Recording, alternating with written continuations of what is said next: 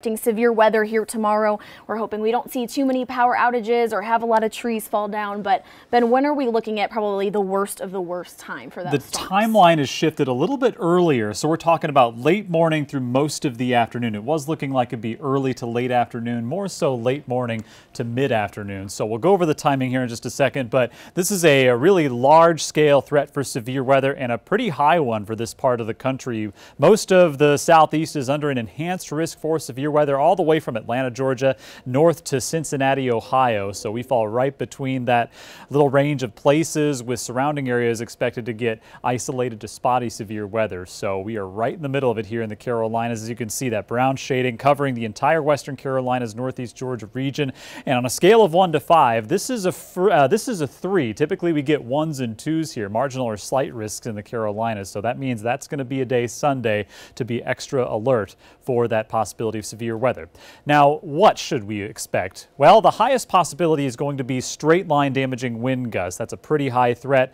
Close behind we have large hail, and not too far behind that we have flash flooding in addition to isolated tornadoes. It's going to be primarily a wind threat, but as these storms move in the form of a line, sometimes you can get enough inflow to cause rotation to have tornadic thunderstorms form. So that's why tornadoes oftentimes come with the straight line wind threat, as we're going to have tomorrow, but a little bit higher than we're otherwise used to. So just be ready for any and all types of severe weather tomorrow. As things are relatively quiet on satellite and radar, as you can see, a couple of showers reform, and we've had very hit or miss showers today, and that's going to remain the case tonight and early tomorrow morning. But as you can see, Polk, Rutherford County, some spotty showers, even a couple of downpours. Also the case over western Henderson County. So the rain tonight should be really few and far between and very light, and maybe even producing some spotty downpours. So overall, the threat tonight is going to be very low. A couple other additional showers along the South-North Carolina line farther to the east. But here is our main threat for severe weather today. Tornado warning still in effect over eastern Mississippi from the storm system that's going to be arriving tomorrow. It's this area of low pressure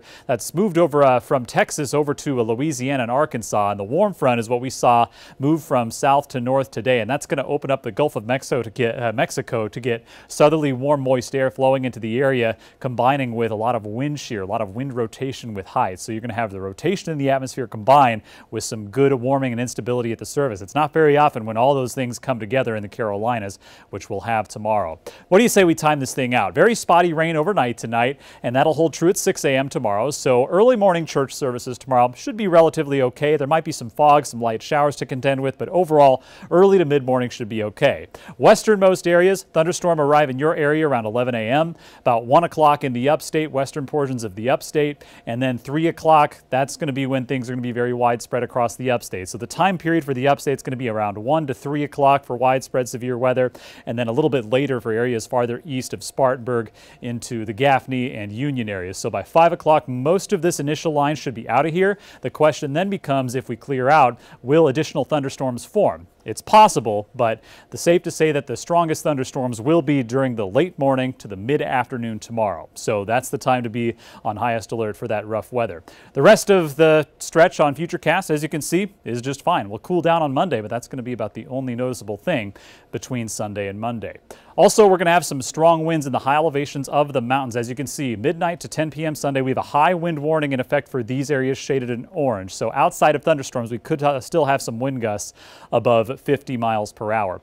For now, winds are calm, so no worries there. And as you can see in the 7-day forecast, that things are looking much better after Sunday. So we get some solid sunshine, a little bit cooler of a day on Monday that you'll mostly notice in the mountains, a high of only 60 degrees that day.